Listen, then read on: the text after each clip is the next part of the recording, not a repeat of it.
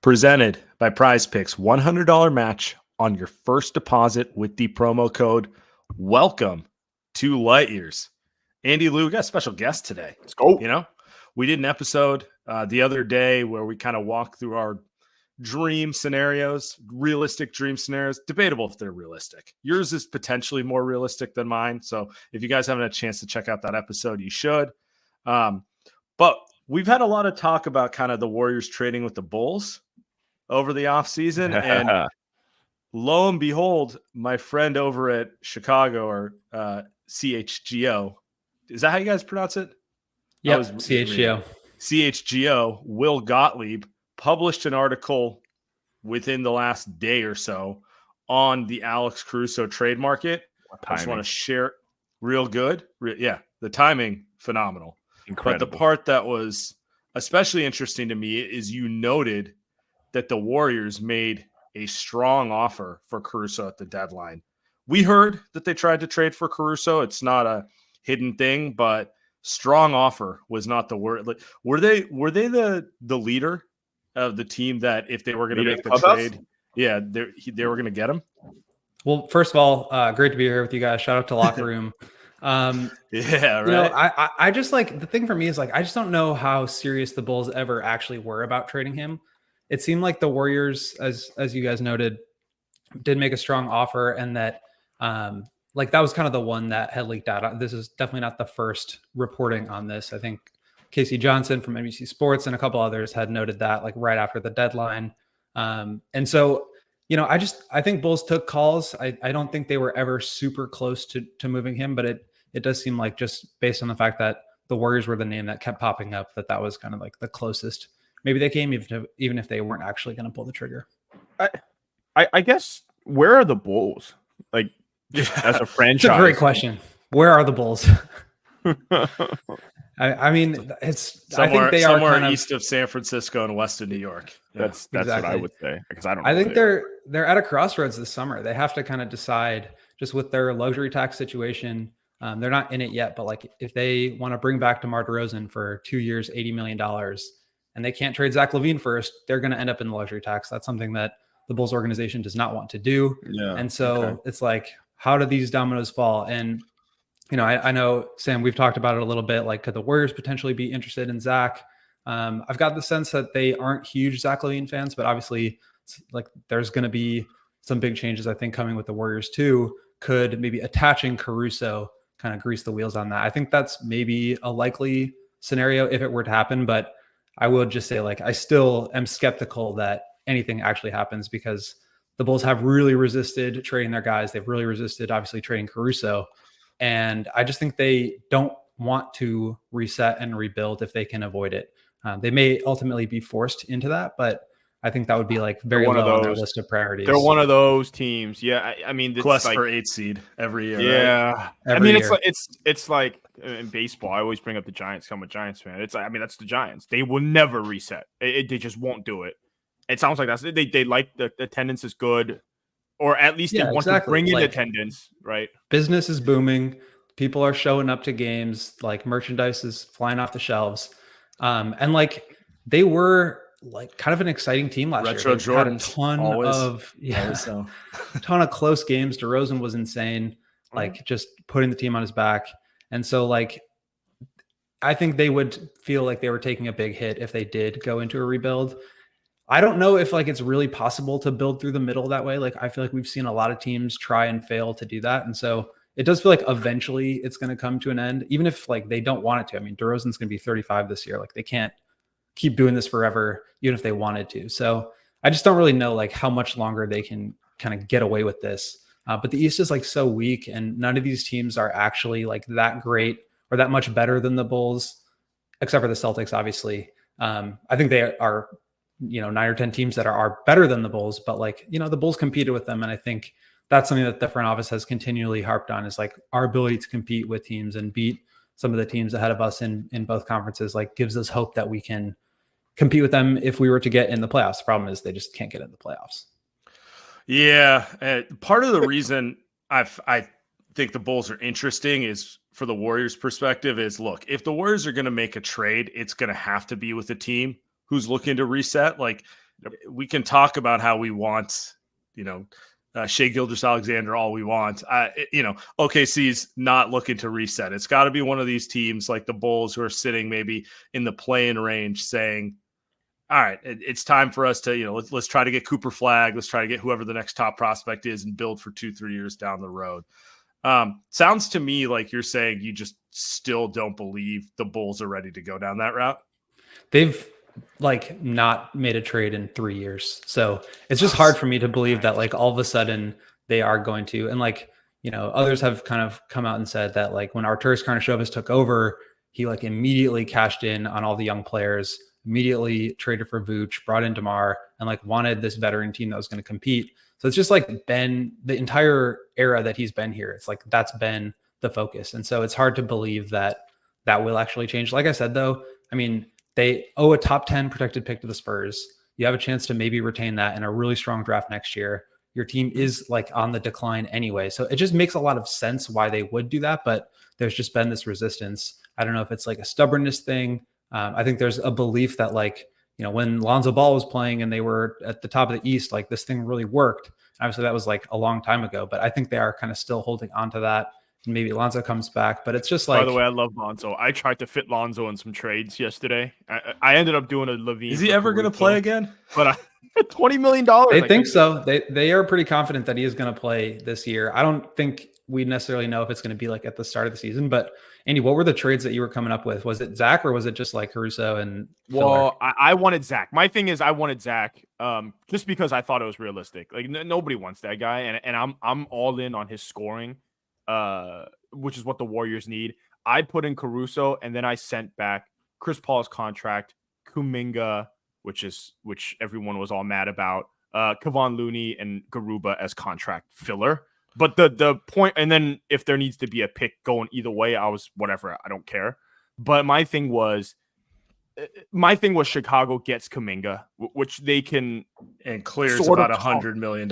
Yeah, and lose all the Lavine money, and maybe the holdup is Caruso, but that's why Kuminga's in there, right? You guys get to build around him and figure out if he's okay or not. He gets to play with Kobe White. Maybe DeRozan gets out another trade or has a year left or whatever. But this is what I was going with, just because from a Warriors perspective, they needed scoring. I'm going to trade Wiggins in another trade, so Caruso brings back some defense, but. It sounded I like love that. I love that. With Chicago, I guess is the question. But because I feel you would though, right? Given I would, just because the market for Lavine right now is non-existent, and in order for you to make any other moves, you do have to shed that salary just to even be able to bring back your guys, and that's what it seems like they want to do. I mean, the first thing Arturas said at the end of season press conference after they lost to Miami in the play-in was look, this did not work. It's finally time to make some changes. And then he went on to say, we want to bring back DeMar DeRozan and we want to bring back Patrick Williams. If you're going to be able to do that and stay under the luxury tax, the only way to do that is to trade Lavine. So you get basically a salary dump of Lavine plus Kuminga for Caruso. That seems like a very strong deal for what the Bulls have, potentially on the table for them, with just salary dumping him to the Magic or the Pistons or something, which, it seems like even those teams are going to have priorities ahead of Zach. They're going to go after Paul George. They're going to go after maybe Brandon Ingram first. And by that time, it will already be in free agency. You will already have to have made a decision on DeRozan. And it just holds you up for another year. So I think getting that kind of deal done makes a lot of sense. So it's that bare for Lavine, because look, the contract is bad.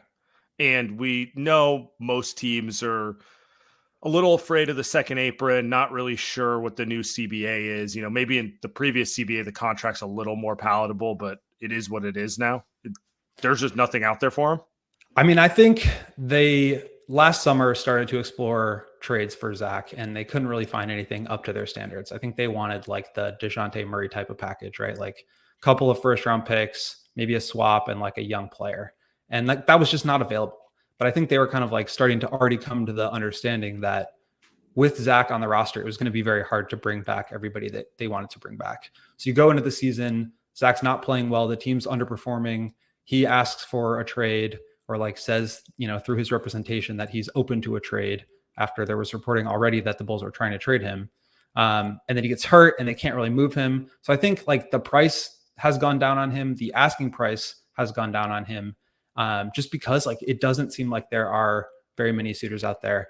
to me, like, I think Zach is still really talented as a scorer. I think as soon as he gets put into a better situation, people are going to be like, oh yeah, this guy's like extremely good at basketball, and he's got his flaws and deficiencies, but I feel like, especially in the Warriors system, that just makes so much sense. And I would love to see him be able to be successful there, where you don't have to like make him the guy, but he can still play off of Steph and kind of have that extra spacing to be able to do some of the stuff that he does best. And then Caruso is just like an absolute menace defensively. He'd be perfect there.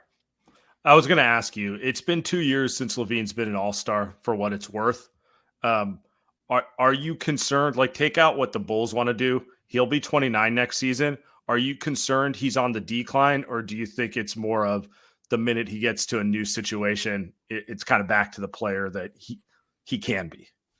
So it's just an interesting situation because his whole tenure with the Bulls has been, him putting up like, I mean, I don't necessarily agree with this, but like he's been on bad teams and he's been the guy, right? So he's been able to put up these huge numbers. I think that has overburdened him and kind of exposed some of the flaws in his game, but it's also allowed him to become an all-star where he's like putting up these massive box score numbers. As soon as DeRozan came in that first year, he was still putting up those same kind of numbers. It was 25, 5 and 5, 50, 40, 85, like pretty consistently. He got hurt. He started playing a little bit poorly, but then had a surgery, not this past offseason, but the one before, had a scope on his knee.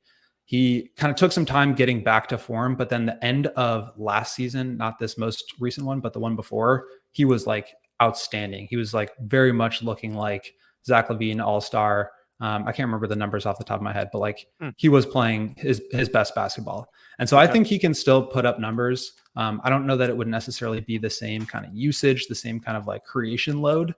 But I still think he could be really successful, especially like, what he struggles with is like the decision-making and the like, clutch performance decision-making.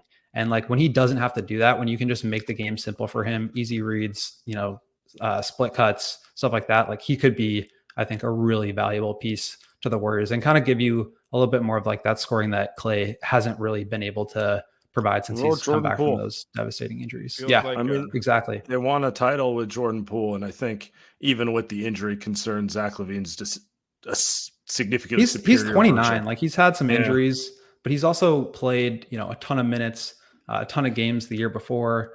And, we know he can score, but I just think if you put him in the right situation, he's going to end up like looking like you paid so little for a guy that's giving you so much production.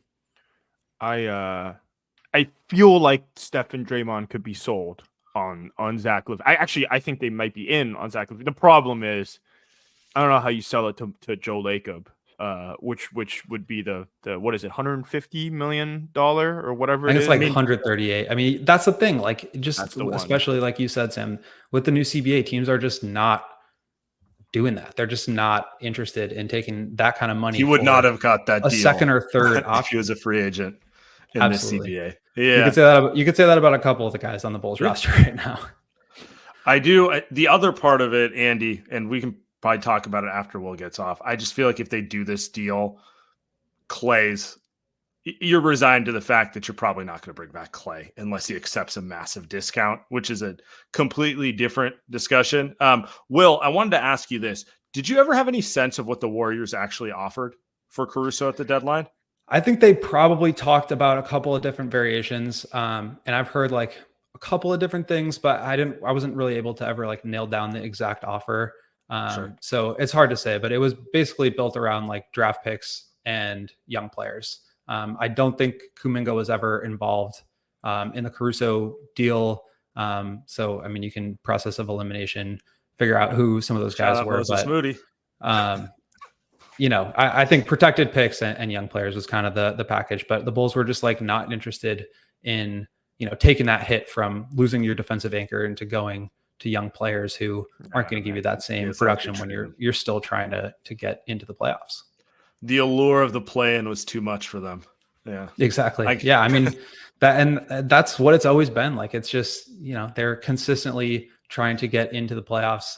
The play-in, I think, has like opened the door for them to even be a little bit more like shameless in this pursuit of postseason basketball, because like, you don't even have to be the 8th seed anymore. You can be the 10th seed or the 9th seed and still get that sweet home play-in revenue at the gate. So, that's what happened last year. That's hilarious. Are the Bulls going to look at trading Dosunmu? I'm not going to butcher his first name. So They're Io. They're huge fans of him. I think they would probably want to keep him and Kobe White. But like, this is the problem with what the Bulls have done the past couple of years. They had probably opportunities to trade DeRozan, Vucevic, Lavine, Caruso before the final year of their contract. So you're seeing, like, just by nature of the fact that you only have one playoff run left on these guys, their value goes down. And then they're getting older, maybe more injury prone, their performance dips a little bit, and all of a sudden they're liabilities and not assets anymore. And so when you spin that into the conversation about Kobe and Io, it's like, maybe this is the time to start thinking about selling on them. They're making so little money for the impact that they're providing, but they're young players and they're part of the core that I think they want to build forward with. So I would consider it if you could get a great offer, if it were me, but I don't think the Bulls are really at that point, unless they have to attach an asset to Zach in order to move off of him to kind of bring everybody else back. If it's like the choice is between keeping Caruso and Io long-term, maybe that's more of a question for them, but that's just kind of my speculation on it. I want to ask you, just because you watch every Bulls game and neither Andy or I can claim to, describe the difference between Io and Caruso. Like, we all know who Caruso is. We saw him on the lake. Everyone's watched. He's been in the NBA for like 8 years now at this point.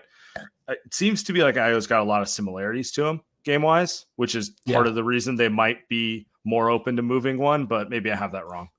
Yeah, and they've been linked to Devin Carter in the draft too, and that's like another guy with very similar skill set. So maybe that does open the door for a move of one of those guys. But yeah, Caruso, I would say, is like, I watched the Warriors for a very long time, covering them in kind of like their title runs. And like, I have a tremendous amount of respect for what Draymond does defensively off the ball. Obviously, like the ability to switch onto bigger players, switch onto the perimeter when he was kind of at his peak is great. But like Caruso, very similar off-ball defender in terms of just being a step or two ahead, really kind of being the anchor of the Bulls defense, despite being a guard, which I think is really rare. You can guard 1 through 4. He was guarding Steph one night and then, Zion and Giannis the next. So he really does it all. I would say Io's more skilled at the point of attack. He's very good at like getting over screens, keeping guys in front of him, but not quite the same caliber of off-ball defender, but still really impactful on that end. And then offensively, Io really developed his three-point shot this year. He was over 40% on pretty good volume, and especially the second half of the year, you could tell like the confidence in the shooting. Like, he became a very good shooter, but he's very good at attacking closeouts, getting out in transition, super fast, but not really like breaking you down off the dribble. It's more kind of like playing off of guys. Whereas Caruso, I think, is more like, he can make some spot up threes. He also shot 40% on threes this year, but more of like an extra pass maker, kind of a connective tissue type of player offensively. So I'm not saying Io can't get to a point where he's really elite off the ball as a defender, but Caruso is just like on another planet right now. I'd imagine, and maybe this last name, you got to head out, but I'd imagine the Bulls aren't going to, this isn't a guy the Bulls are going to want to, this might be good for the Caruso stuff where maybe I know he's not as good as Caruso, like you're saying, but he may be like a 70 to 75%, and then he's young enough to maybe he grows into that.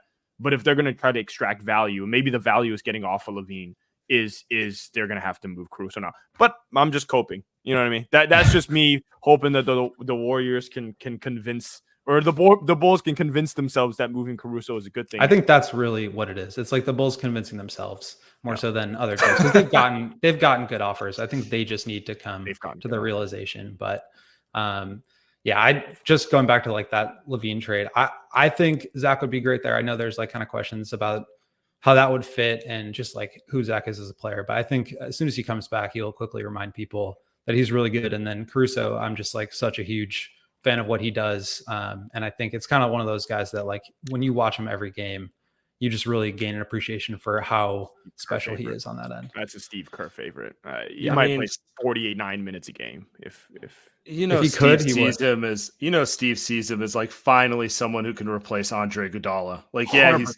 he's 6'3", 6'4", but it's about like, as close as you can get in terms of just like what he does and role. So I think Steve like really appreciated Zach Lavine when they were playing together on Team USA too. Like, Zach was he had to kind of slide into more of that 3-and-D role. And if I recall correctly, like Steve Kerr had some really good things to say about working with him. And then, Caruso, Draymond, I think, Draymond too. But there's also like plenty of smoke around like Caruso and Steve Kerr and those guys having, talk to each other and all that stuff. Felt like the Warriors thought they were going to get makes sense. Caruso. Yeah, felt like the Warriors thought they were going to get Caruso at the trade. It definitely makes sense. That way. Yeah. One last thing, and I know you got to jump. 2020 was the rumored number 4 pick and Wendell Carter to move up to number 2. Was that real? I never heard that one. I think the Bulls were pretty locked in on Patrick, at least like the couple of days before the draft. I'd heard that they had made a promise to him. So I don't know about that. That lives in but also Warriors like lore I would, they should have done it, Yeah, I mean, like both of these teams should have drafted Tyrese Haliburton. If the Bulls would have moved up, I think, I don't know if they would have taken Wiseman or LaMelo, but like, I don't know. I could have been on board with that. Well, appreciate you hopping on. Hopefully, we get a Warriors Bulls trade. I can just tell by your voice when that happens. Yeah. I can tell we're on the same page where we're just praying they don't run it back. Like, I don't want another season of run it back on the Warriors side. Doesn't sound like you want it on the Bulls side either. 1,000%. 1,000%. We are the Light Years podcast, brought to you by Game Time. Game Time makes getting tickets even faster and easier. Prices on the Game Time app actually go down the closer it gets to tip off. Use promo code LightYears for $20 off your first purchase. With killer last-minute deals, all-in prices, views from your seat, and their lowest price guarantee, Game Time takes the guesswork out of buying tickets, NBA, NFL, MLB, concerts, raves, whatever it is. Game Time gives you the access to purchase all of them. They also give you priority last-minute deals, save up to 60% off buying last minute for sports, concerts, comedy theater, etc. Flash deals, save even more with exclusive in-app deals on select seats ahead of the game or event. Zone deal, save even more when you choose a section and let Game Time choose the seats. And all-in pricing, toggling this feature shows the total upfront with no surprise fees at checkout. They also have Game Time ticket coverage. Your purchase is covered with the most flexible customer service policy in the ticketing industry. Take the guesswork out of buying tickets with Game Time. Download the Game Time app, create an account, use code LightYears for $20 off your first purchase. Terms apply. Again, create an account, redeem code LIGHTYEARS for $20 off your first purchase. Download Game Time today. Last minute tickets, lowest price. Guaranteed. Terms apply. And we are brought to you by Unified. Whether you are a world-class athlete or podcaster like myself and Sam, we all understand the importance of mental and physical well-being and proper recovery for top-notch performance. If you haven't heard of EE System yet, listen up. This technology promotes wellness, deep relaxation, purification, rejuvenation, whether you're in the Bay or hundreds of other locations across the globe. Access to a center is easy and affordable. If you're interested in experiencing the EE System technology for yourself, go to unified.com/lightyears. Learn more, find a center near you. That's UNIFYD healing.com/lightyears.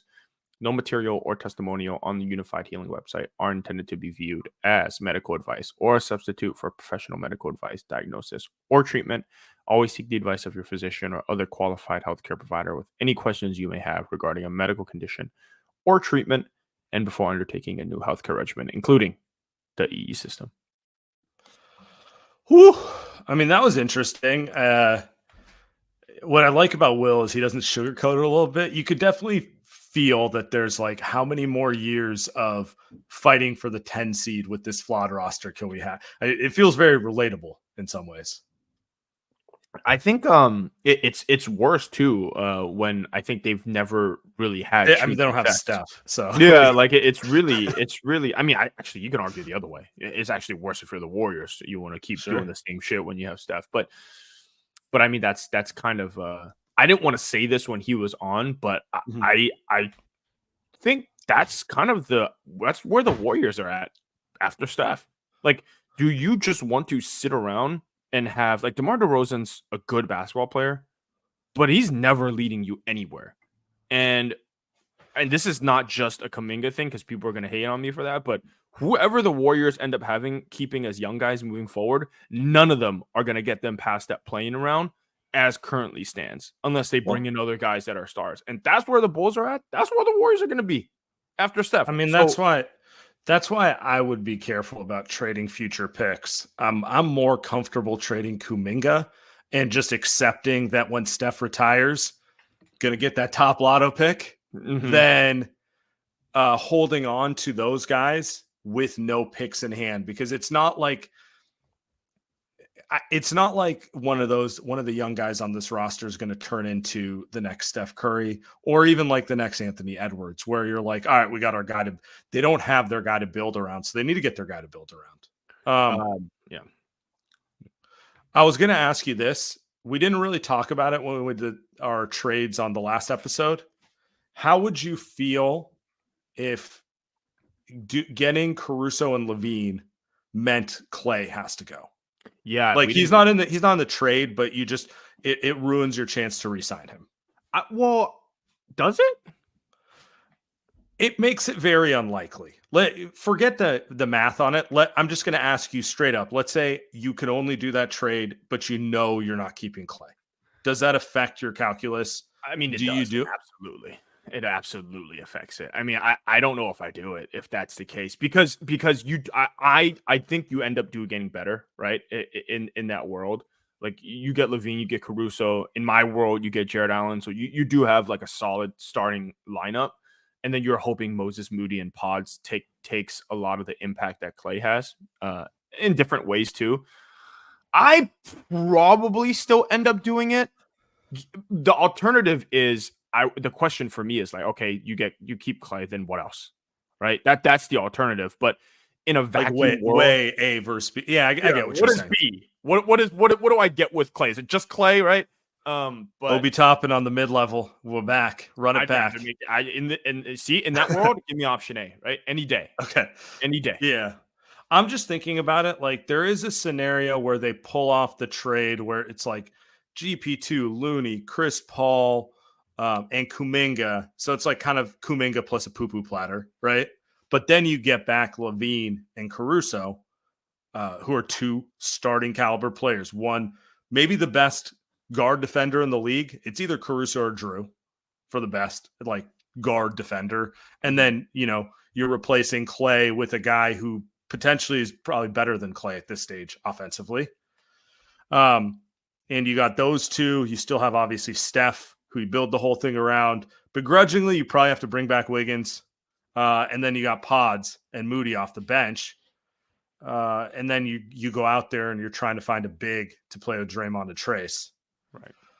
I don't know. I mean, I do think it's better than what they had last year, but I could also see a world where it's like 4 games better, it's not demonstratively better. A lot of it depends on, I'm not worried about Caruso. I kind of feel like he's Mr. Consistency in terms of impact. It's more like what version of Lavine are you getting?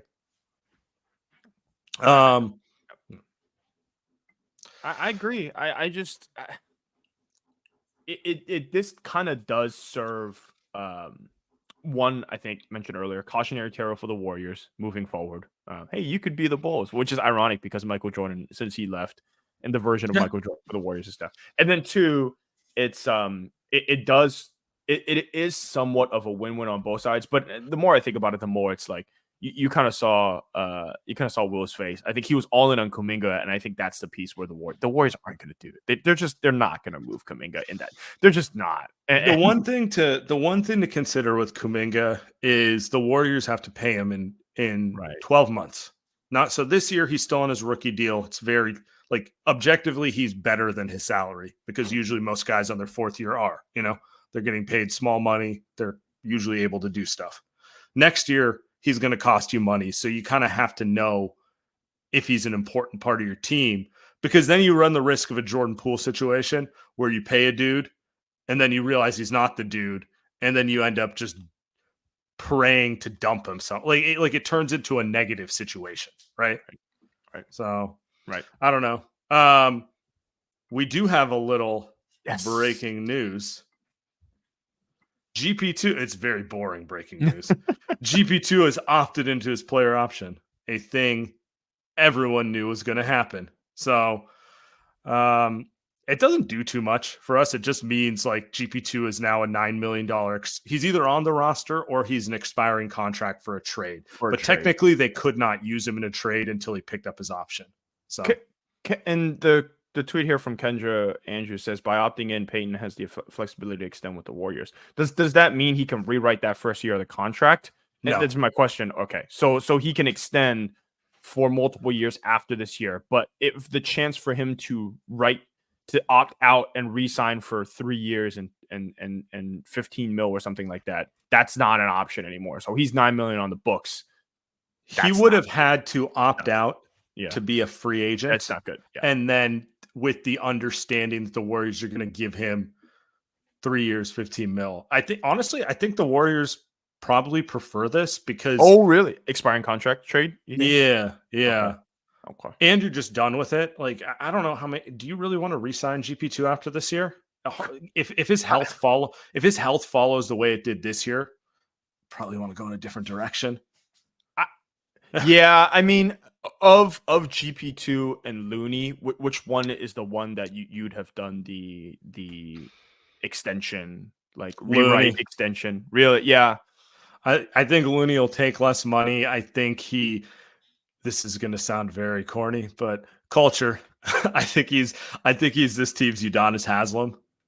I'm okay with having him on the bench teaching dudes how to set screens and rebound. You're right. Not to say GP2, great defender. He could do the same for younger guys. Yeah. I mean, he's a better player, but he played 40 games last year. It's weird. Looney turned into Iron Man. Like, I'm not really ever concerned that he's not going to be available physically. And GP2, it's the opposite. Dude, how many different little like injuries did he have? Well, he was sick half the time. I don't understand how he's sick every other week. He's like your kid. I don't understand how he always has the flu. He's a toddler, right? Are you 5 years old? Are you 2 years old? And then the thing about, and I asked because Looney, I think he's Iron Man, but he was pretty ineffective. Where GP2, he can't play basketball, but when he does play, he's really good on the court. He's still useful. Yeah, a lot of impact. It's story of the Warriors. I mean, it's like if you mix this guy with that guy, that's a perfect player for the Warriors, but that you're mixing two guys, and that's why the Warriors have all these issues. But I think Looney, I might be projecting, but I think he's more likely to opt out and take like, I'm going to be a $4 million a year player just for security than the other way around. He seems pretty over himself. Like he just kind of likes, like he knows who he is as a player. Like Looney's not coming in here being like, all right, we're changing the offense. Looney post touches this year, So I wonder, but I feel like GP2 is kind of the same way. I wonder, to your point though, I wonder if the Warriors just said, I wonder if GP2 came to the Warriors or his agent and was like, I want to do 3 years and I take less per year. And I wonder if the Warriors were like, nah. I'm willing to opt out of 1 year for 9 if you give me 3 for 15. So it's 5 a year, but he gets an extra 6. Yeah, I mean, Warriors no, because it's just like we don't want to deal with the stuff, and maybe we'll just trade you with. Maybe he's the one going out to Chicago, right? I mean, he would be because he saves them money and his contract matches Caruso's. And honestly, if you get Caruso, just better than GP2 at all the same things GP2 does. So, although I guess it's never a bad thing to have multiple good point of attack defenders, multiple elite defenders, like Boston. Yeah. Yeah, we'll see. I mean, the next one is the Chris Paul decision, Looney's decision. Actually, Looney's is technically first. It's the 24th. So we'll see where these all land. Yeah, man. I didn't get a chance to ask you.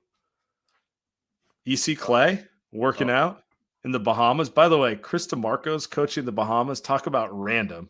Warriors assistant, just randomly head coach of the Bahamas. Clay's over there working out. Obviously, he can't play for the national team because he already played for Team USA a bunch of times. Marco was the head coach. I thought he was an assistant helping. He's actually the head coach. He's the head coach. Random. I mean, Bahamas is a small country. They've never made the Olympics. It's like, like doing anything. But honestly, not a bad. Buddy Hield, Ayton, Eric Gordon. I watched the clip and I saw DeAndre Ayton shoot like 4 step back, mid-range jump shots, and I was like, I think I'm don't need to What watch would you do if the Warriors trade for DeAndre Ayton? I would talk myself into Ayton. I'd probably. I mean, the talent's not a question. It's like it's like Wiggins, right? Where you're just Yeah. like, it's not that he can't play. I talk myself into it. Like, big guy, right? Maybe they turn him into a great defender. Draymond's on his ass, turns him into a great defender. He's got nice touch, right? Yeah, he's got great touch. Spread the floor a little bit. What are we doing? Sam, what are we doing here? What has this evolved into? What are we doing? He didn't go to a game last year because he had ice in his driveway and couldn't figure out how to get his car started. It's just like Wiggins. I mean, they fit perfectly together. If they're on the same team, it would be, honestly, if you could put Wiggins and Ayton together, it would be amazing. Bro, some of the texts you get from me, just like, I can't do it anymore. I'm done. I'm out. I might actually quit. I might actually quit if that. However, what if they can fix him? That's just all they do now. What if we could fix him? I mean, that's the point of Lavine, right? What if they can fix him? I mean, geez. True. I think Will was pretty high on Lavine, which I think he's a guy that's watched him his whole career. It feels like he wants him to succeed somewhere else, and that's not going to be Chicago. I just look at it from an honest perspective. They were so good offensively when Jordan Poole played next to Steph, because he was able to take advantage of the double teams, and like, he could actually create offense. He could shoot. He's dynamic, right? And Lavine, if he's healthy, is just so much better at that than Jordan Poole. Like, I can't see it not working offensively. I think we underrate how little offensive talent Steph plays with for most of his career. Like, you just put anyone who can score 20 points on their own next to Steph, and they look so much better. Yeah. I get why the Warriors build their team the way they do with defense around Steph, right? But like, he'll supercharge anyone offensively next to him. That's including DeAndre Ayton. So we'll find out. We'll find out in the next. You think Chris Paul is gonna push that, or you think they're gonna push that Chris Paul decision out to July, or let's get some movement here at the end of the month, huh? 10 days. I think we're not going to know until draft night, because my assumption is all the trade talks will heat up, and we're 8 days away from the draft. All right. So my assumption is all the trade talks heat up about a week from today, and Chris Paul's option day is the day after the draft. So we might find out draft night that he's been traded, or we might find out draft night that they've decided to kick the option because things are moving and they need another week, and it's in everyone's best interest. All right. I just gut feeling, I don't think we'll know on that until the deadline. Like, I don't think they're making a decision on extending it 9 days out. Yeah, I don't think Chris Paul's agent is. I think Chris Paul's agent's like, we're not doing you a favor until you present us an option. So yeah. I mean, I don't. The draft stuff too is, it's not like the Warriors they don't have a pick, right? It's not like they're going to get a pick. Number 52. I just don't. Might pay some money to move up to 42. Let's do it to get Bronny. But it's not even about them. It's just like, everyone's involved in like making deals on draft night. Yeah. So. I think other teams will. There's always 50 trades that happen that day. Oh, yeah. Phones are active. Unlimited plan. We'll see if Mike's phone is active. Everyone's gonna be Paul Piercing it double. Joe Dumars. Yeah, no, sorry, Dumars. Paul Pierce is two cameras, right? Oh man. Paul Pierce. Shout out to Paul Pierce. All right, we'll get out of here on that note. Go. Later.